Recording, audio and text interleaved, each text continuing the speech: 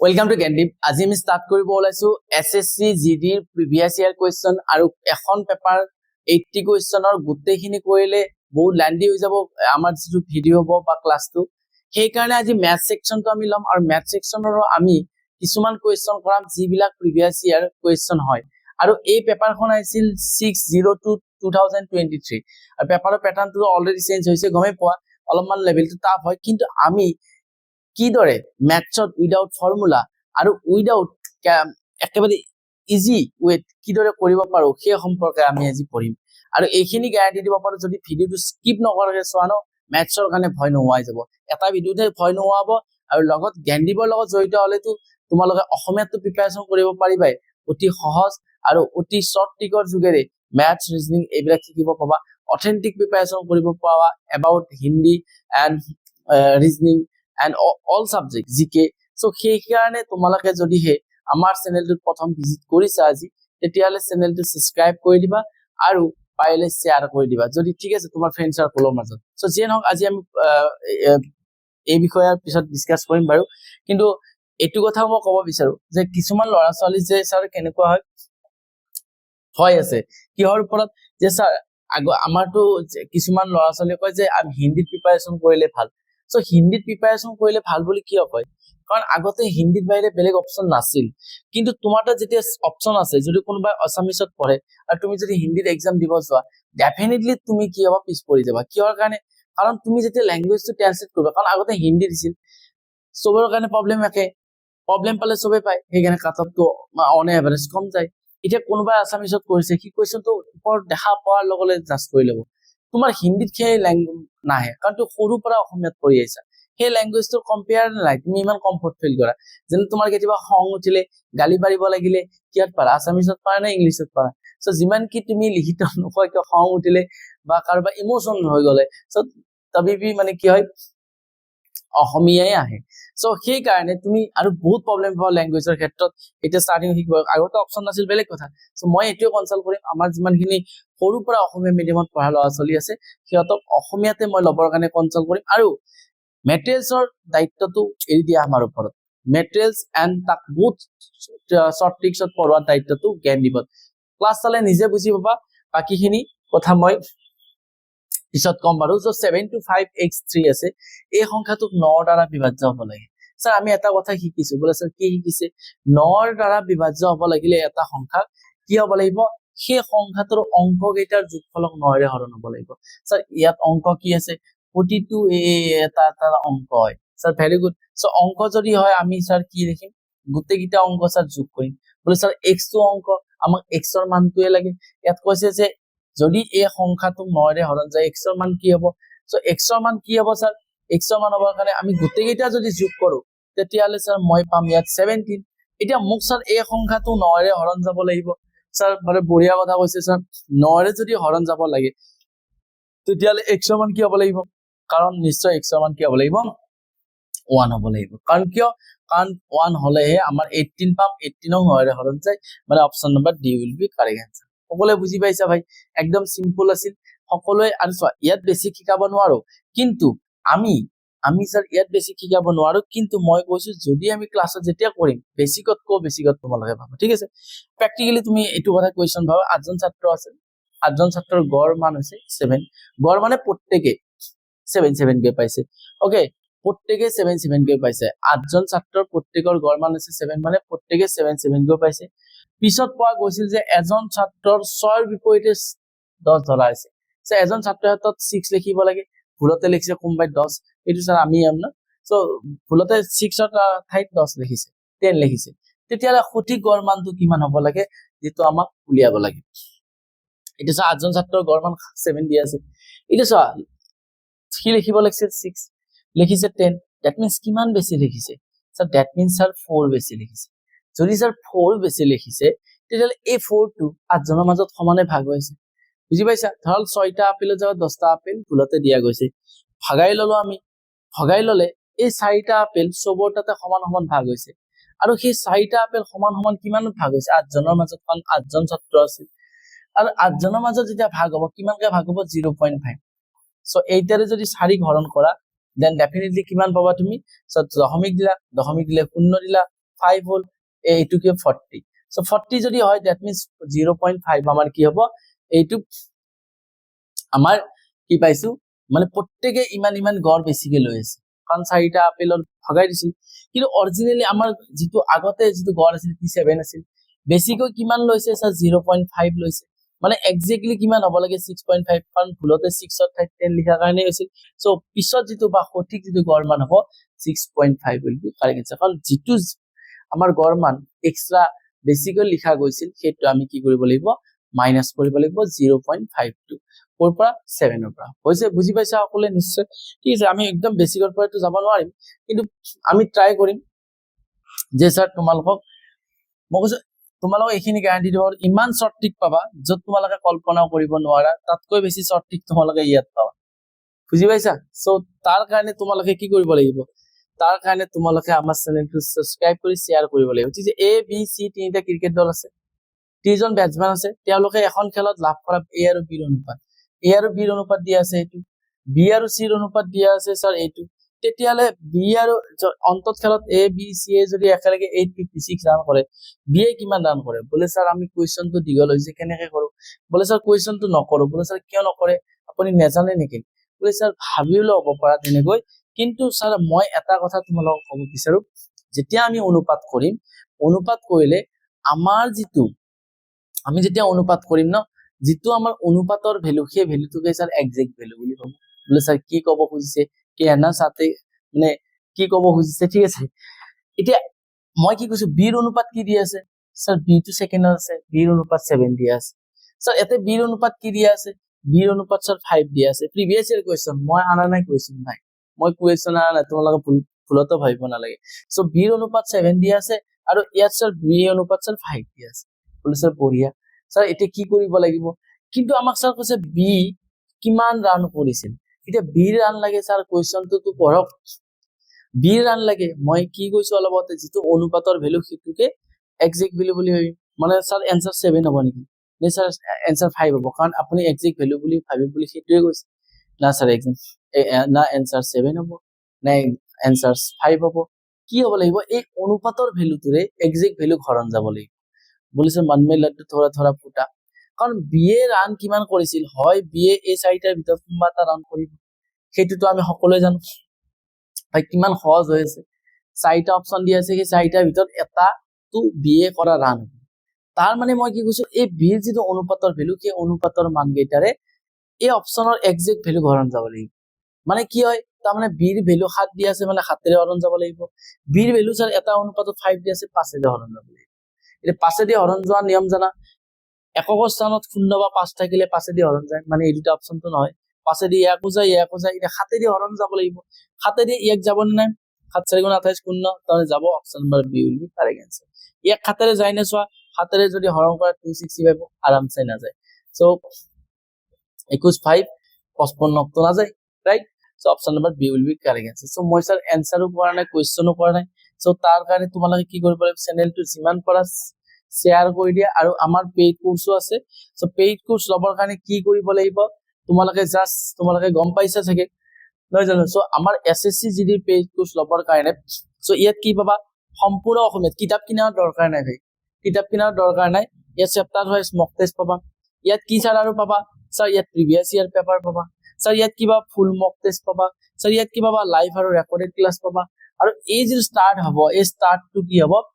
30 আগষ্ট কিন্তু এই আমাৰ ডাইৰেক্ট ক্লাস স্টাৰ্ট হ'ব 8 সেপ্টেম্বৰৰ পৰা ঠিক আছে কিন্তু 15 সেপ্টেম্বৰৰ আগত যদি তোমালোকে কোৰ্সটো পাৰচেজ কৰা দেন ডেফিনেটলি 50% তোমালোকে অফ পাবা আৰু সেই 50% অফটো কিমান 999 টকাৰ ঠাইত মাত্ৰ 499 টকাত আমাৰ কোৰ্সটো পাৰচেজ কৰিব পাৰিবা समझ गया भाई আৰু যদি কিবা ডাউট থাকে ইস নাম্বাৰ पे কল कर सकते हो এটা তোমালোকে অকল কোৰ্সটো ক্লাস নোপোৱাতে ইয়াত তোমালোকে সকলোবিলাক chapter wise mock test previous year question mock test full length mock test okay গোটেইবিলাক ই book PDF notes all everything তোমালোকে অসমীয়াত পাবা আৰু ইয়াৰ কাৰণে মাত্ৰ যদি 15 সেপ্টেম্বৰৰ আগত লোৱা 499 টকাতে কোৰ্স ল'ব পাৰিবা 8 সেপ্টেম্বৰৰ পৰা ক্লাস ষ্টাৰ্ট হ'ব সো আমাৰ এটা স্লট মিনিমাম আমি কিছুমান মিনিমাম ষ্টুডেন্ট পঢ়াব পাৰিম সো সেই কাৰণে যদি তুমি কোৰ্সটো ল'ম বুলি ভাবিছা আৰু দেন তোমাৰ প্ৰিপাৰেচন অতি সহজ কৰিম বুলি ভাবিছা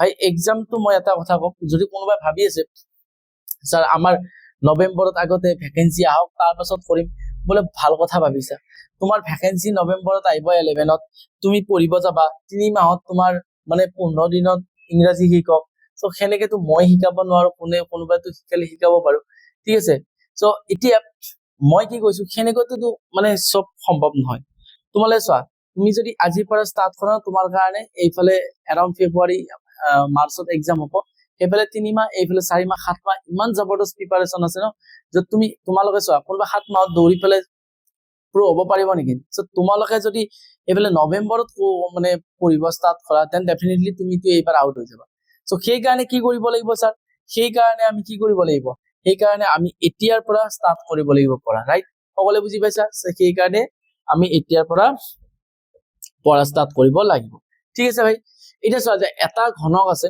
প্ৰতিটোৰ কাক 15% বৃদ্ধি কৰা হৈছে তেন্তে আয়তন কিমান এতিয়া চা ভাই ঘনক মানেতো গম পাইছা লুডুটো খেলি পাইছা লুডুটো স্যাৰ অৰিজিনেল খেলি নাপালেও তো আজিকালি স্যাৰ মোবাইলতো খেলি পাইছা এটা এই লুডুৰ যিটো গুটি আছে এইটো ঘনক টাইপ হয় তাক কিউব বুলি কয় ঘনকৰ আয়তন মানে ঘনকৰ ভিতৰত কিমানখিনি ঠাই ঘূৰি আছে তাকে কয় আয়তন স্যাৰ ঘনকৰ আয়তন মনত ৰাখিব লাগিব কি স্যাৰ বাহু এতিয়া মই তোমাক এটা শৰ্ট ট্ৰিক যদি ক'বলৈ যাওঁ যদি কিবা এটা বস্তু বাঢ়ে বা কমে তেতিয়াহলে তাক আমি একেলগে সি একাধিক্ৰমে বাঢ়ে বা কমে তেতিয়াহলে আমি তাতে এফেক্টিভ কি ল'ব পাৰো ইন্টাৰেষ্ট ল'ব পাৰো এফেক্টিভ টু ল'ব পাৰো এফেক্টিভ মানে আপেক্ষিক যিটো কোৱা হয় ঠিক আছে এতিয়া এফেক্টিভ যদি এটা ঘনক 15% বৃদ্ধি হৈছে এতিয়া স্যাৰ ঘনকটোৰ বাহু কেইবাৰ পূৰণ হৈছে 3 বাৰ মানে তাৰ আয়তন হ'ব কাৰণ আয়তনৰ ক্ষেত্ৰত বাহু 3 বাৰ পূৰণ হৈছে সো এফেক্টিভ ইন্টাৰেষ্ট বা এফেক্টিভ বস্তু সেইবিলাকৰ ক্ষেত্ৰতে ল'ব পাৰো মই কৈছো ন বহুত বেছিকৈ যাব নোৱাৰো সো সেইবিলাকৰ ক্ষেত্ৰতে ল'ব পাৰো য'ত পূৰণ হৈ থাকে যেনে ইয়াত বাহু পূৰণ হৈছে যেনে বৰ্গৰ কালিৰ ক্ষেত্ৰত বাহু হ'ব আয়তৰ ক্ষেত্ৰত দিক পূৰণ প্ৰস্থ হ'ব সো সেইবিলাকৰ ক্ষেত্ৰতে আমি এফেক্টিভ ল'ব পাৰো সো যদি এফেক্টিভ যদি আমি লওঁ তেতিয়াহলে আমি কি কৰিব পাৰো ইয়াত যিটো বাহু কিমান শতাংশ বৃদ্ধি হৈছে এবাৰ 15% এটা সূত্ৰ আছে এফেক্টিভ যিটো আপেক্ষিক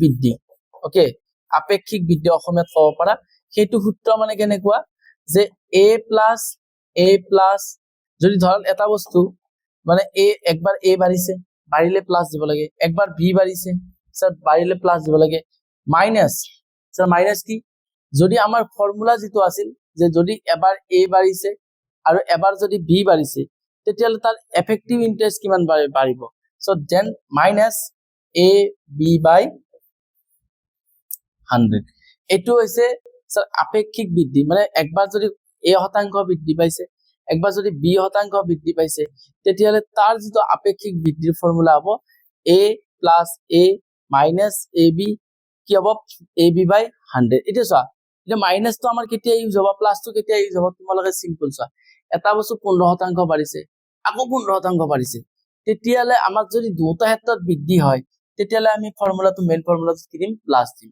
মই আৰবাৰ কৈছো যেতিয়া তুমি দুটা বৃদ্ধি কবা তেতিয়া দুটা বৃদ্ধি আছে না একবাৰ a বাঢ়িছে একবাৰ b বাঢ়িছে আৰু ab/100 সো এইটো ফৰ্মুলা বলে স্যাৰ কথাটো ভালকে বুজি পোৱা নাই মই কৈছো না মই বেছিকৈ যাব নোৱাৰো সেই কাৰণে কোনোবা প্ৰবলেম পাব পাৰা যেনে একবাৰ বাহুটো 15% বাঢ়িছে এটা বাহু গোটেইকেইটা বাহু 15% কৈ বাঢ়িছে সো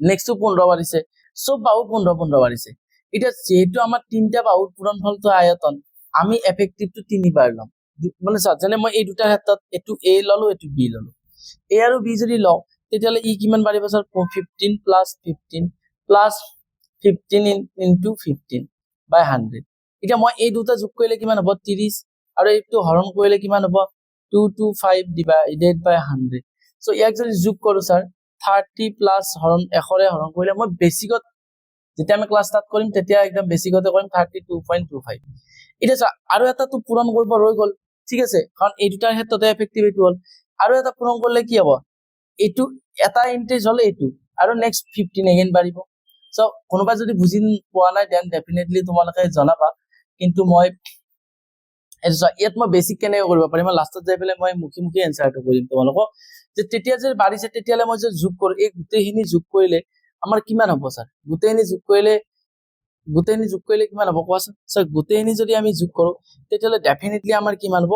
45তকৈতো বেছি হ'ব। 45ৰ সৰু এইটো আছে, এইটো 45 আছে। So' option number B will be correct answer. So' য'ত আমি কেলকুলেশ্যন কৰিব নালাগে। চ' মই ইমানখিনি কেলকুলেশ্যন কৰিব লগা হোৱা নাই। চ' কুৱেশ্যনটোৰ এনসাৰটো চ' এক্সামিনাৰে যেতিয়া বনাইছে চ' এটা কথাই ভাবিছে জাষ্ট তাৰ এই কনচেপ্ট খিনি আছে মানে আয়তন মানে বাহু পূৰণ বাহু মানে 3বাৰ এফেক্টিভ লাগিব। মানে 3বাৰ এফেক্টিভ লাগিব মানে 15টো 3বাৰ যোগ হ'ব।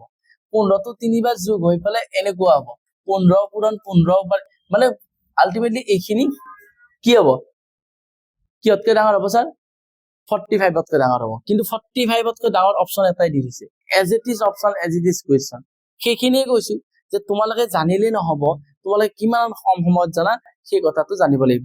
যদি বুজি পোৱা নাই অফকোৰ্চ মানে কাৰোবাৰ কি অলপমান প্ৰব্লেম হ'ব পাৰে এইবিলাক কুৱেশ্যনৰ ক্ষেত্ৰত, কিন্তু এইবিলাক আমি একদম বেচিক মই যদি ক'বলৈ যাওঁ বেচিকৰ পৰা এইবিলাক কুৱেশ্যন চব প্ৰিভিয়াছ ইয়াৰ কুৱেশ্যন, এইবিলাকো আমি একেবাৰে সহজ ট্ৰিকছত কৰিব পাৰো, ঠিক আছে। কিন্তু আজি ভিডিঅ'টো মই বহুত বেছি লেন্থি কৰিব বিচৰা নাই। এইবিলাক ডায়মিটাৰৰ কুৱেশ্যন মোৰ এইবিলাক বহুত বেছি টান কুৱেশ্যন হয়। মই এইখিনি দেখাব বিচাৰিছো এইবিলাক কুৱেশ্যন আৰামছে আমি কৰি ল'ব পাৰো, ঠিক আছে। এইবিলাক কুৱেশ্যন চব প্ৰিভিয়াছ ইয়াৰ কুৱেশ্যন। চ' তোমালোকক যদি এনেকুৱা টাইপৰ ক্লাছ লাগে ডেফিনেটলি তোমালোকে কি কৰিব লাগিব? শ্বেয়াৰ কৰিব লাগিব। এটা কম্পাউণ্ড ইন্টাৰেষ্ট লোৱা মানে কুৱেশ্যন হয়। চ' মিশ্ৰ সুদ কেনেকে উলিয়াব পাৰি। চ' বাছ মই তোমালোকক এটা কথাই ক'ব বিচাৰো, যিমান পাৰা শ্বেয়াৰ কৰিবা, তোমালোকৰ শ্বেয়াৰে আমাক মটিভেট কৰিব এণ্ড অলছ' মই ইয়াতো ক্লাছ কৰিমেই, ঠিক আছে। চ' এইবিলাক চব মুখে মুখে এনসাৰ কৰিব পাৰি। তোমালোকে নিজে গম পাইছা এইবিলাক কুৱেশ্যন মুখে মুখে এনসাৰ আমি কৰিব পাৰো, ঠিক আছে। কেনেকে কৰিব পাৰিছ? চ' মইতো বাকী কুৱেশ্যন খিনি মই কৰা নাই, ঠিক আছে। এনে অলপ দীঘল হৈ যায় কাৰণে ভিডিঅ'টো। এতিয়া যদি চোৱা জাষ্ট বেচিকৰ পৰা পঢ়িব লাগিব। এতিয়া মই এটা কুৱেশ্যন এটা কৰি দিম তোমালোকে টান পাই যাও, তোমালোকে মই নোৱাৰিম চাগে SSCGD। আৰে ভাই প্ৰথম দিনা দৌৰিব আহিছা, প্ৰথম দিনা দৌৰিব অহাৰ দিনা তোমাৰ ক্ৰিয়া হ'ব নেকি? জাষ্ট বডি গৰম কৰা, হয় না? তোমালোকে ক'ব আহা, তোমালোকে সকলোৱে এইবিলাক ক্ষেত্ৰত জড়িত কাৰণে জানিবা। চ' ইয়াত চোৱা মই এটা কুৱেশ্যন আৰু এটা এক্সাম্পল দিছো, বাকী বিলাকৰ চব এনেকুৱাই যে এখন মানে চহৰত 12,000 কি আছে ভোট দিয়া মানুহ আছে, তাত 30% স্যাৰ এক দিছে আৰু বিক দিছে 25% আৰু চিক দিছে স্যাৰ 40%। এতিয়া স্যাৰ A B C তিনটা মানুহ আছে, স্যাৰ এক দিছে কিমান? 30%, বিক দিছে কিমান স্যাৰ? 25%, চিক দিছে 40%। মানে A তুমি, B তোমাৰ ফ্ৰেণ্ড আৰু C মই, মানে মই বেছি ভোট পাইছো না অফকোৰ্চ নট, তোমালোকে C, ঠিক আছে। চ' A B C টোটেল কেইটা যোগ কৰিলে কিমান হ'ব? কিমান পাৰ্চেন্ট হ'ব? 95%। মানে টোটেল যিকোনো বস্তুৰ কিমান পাৰ্চেন্ট থাকে? 100%। আমি যে কওঁ যে মই 100% দিম, মই এই কামটো কৰিবৰ কাৰণে 100% দিম, যিকোনো বস্তু চাৰ টোটেল ভোট থাকে 100%। মানে ইয়াত কৈছে তেন্তে কিমানজন ভোটাৰে এই পাৰ্টিৰ মানে এজনক ভোট নিদিলে? 95% ভোট দিছে। 100%ৰ পৰা কিমানে দিয়া নাই? 5% ভোট দিয়া নাই। পাৰ্চেন্টেজত 5%, 5% কিমান হ'ব? টোটেল ভোটাৰৰ 5%। এতিয়া 12,000ৰ 5% মানে কি? এতিয়া মই পাৰ্চেন্টেজৰ ক্ষেত্ৰতো কৈছো, আমি যেতিয়া উলিয়াম আমি 1%ৰ ভেলু মানে কি হয়? 1%ৰ ভেলু মানে পিছৰ পৰা দশমিকৰ পিছত দুটা অংক থাকিব লাগিব। চ' দশমিক এনেকুৱা ঠাইত দিম যাতে দশমিকৰ পিছত দুটা অংক থাকে, সেইটোকে 1% কয়। চ' ডেচিমেল বা দশমিক ইয়াত দিব লাগিব কাৰণ দশমিকৰ পিছত দুটা অংক থাকিব। 5%ৰ ভেলু উলিয়াবৰ কাৰণে 5ৰ লগত কিমান? 600, মানে 600 মানুহে কি কৰা নাই? ভোট দিয়া নাছিল। চ' সকলোৱে বুজি পাইছা নিশ্চয়। চ' আজি ক্লাছটোত মই এইখিনিয়ে কৰিছো, কিন্তু অফকোৰ্চ আমি সকলো ক্লাছ বিলাক কৰিম, সকলো ধৰণৰ তোমালোকে সলিউশন পাব। তাৰ কাৰণে তোমালোকে চেনেলটো কি কৰিব লাগিব? এজ পাৰ পচিবল শ্বেয়াৰ কৰিব লাগিব। আৰু লগতে যদি তোমালোকে আমাৰ লগত পেইড কোৰ্সত জড়িত হ'ব বিচাৰা, আৰ্টছ এণ্ড মোৰ পৰাতো ক্লাছ হ'বই, কিন্তু যদি মানে স্যাৰ স্লটটো বুক হৈ যায় দেন ডেফিনেটলি আমি তোমালোকক ল'ব নোৱাৰিম। চ' লিমিটেড চিটে আছে আৰু সেই কাৰণে ক'ব বিচাৰিছো যদি অসমীয়াত প্ৰিপাৰেচন কৰিব বিচাৰিছা অতি সহজ পদ্ধতিৰে নিজৰ ল্যাঙ্গুৱেজতকৈ কোনো বেলেগ ল্যাঙ্গুৱেজ তুমি কমফৰ্ট হ'বই নোৱাৰা। আগতে চইচ নাছিল, তোমাৰ এটা এতিয়া চইচ আছে। কিছুমান মানুহ এনেকুৱা চোৱা, কিছুমানে যদি তোমাক কৈছে যে এতিয়া হিন্দীতে বেছি ভাল, এতিয়া চোৱা আগতে ই ৰিক্সা নাছিল, আগতে গাড়ী নাছিল, খোজকাঢ়ি গৈছিল। এতিয়া মানুহে ক'ব খোজকাঢ়ি গ'লে ভাল, মই গুৱাহাটীলৈ খোজকাঢ়ি যাম। এতিয়া ঠিক আছে খোজকাঢ়ি যোৱা, আৰু কোনোবাই স্যাৰ গাড়ী লৈছে, গাড়ী যেতিয়া ওলাল তুমি যদি কোৱা নাই মই আগতে খোজকাঢ়ি গৈছে, আগতে খোজকাঢ়ি যাই কিমান ডাঙৰ ডাঙৰ মানুহ হৈছে, ময়ো খোজকাঢ়ি যাম স্যাৰ। এতিয়া গাড়ী ওলোৱাৰ পিছত যদি সি ডাঙৰ মানুহ হ'ব যায়, সি পাৰিব নেকি জিন্দগীত? চ' তোমালোকৰ যেতিয়া এটা চইচ আহিছে তুমি সেই চইচটো ল'ব লাগিব। যিসকলে অসমীয়াত কম প্ৰিপাৰেচন কৰে ন, তোমালোকে ওচৰে পাজৰে যাব নোৱাৰা। তুমি হিন্দীত যদি কুৱেশ্যনটো পঢ়িবা, ট্ৰান্সলেট কৰিবা, তেতিয়াহ'লে তাৰ এনসাৰ ওলাব। চ' আগতে সেই প্ৰব্লেমটো চবৰে ক্ষেত্ৰত আছিল, সেইখিনি কাট অফটো সেনেকৈ গৈছিল।